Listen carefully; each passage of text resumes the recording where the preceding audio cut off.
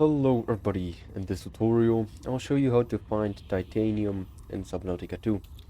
This is especially useful for crafting tools and buildings. So to begin, you want to go to the shallow biome in which I'm right now and look at the ground and see these kind of titanium nodes, which are these black kind of rocks. So you can go ahead and pick them up from the ground.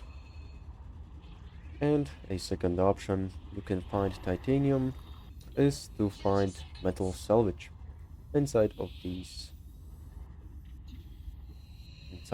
ruins. So as you can see, I got some metal salvage, which can be then crafted into 4 times titanium inside of the fabricator. Also, you can find bigger titanium nodes, like 50 copper, when you break them, you'll get 3 times titanium.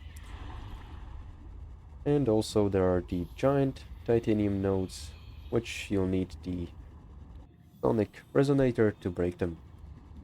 So this is pretty much all, how to get titanium in Subnautica 2.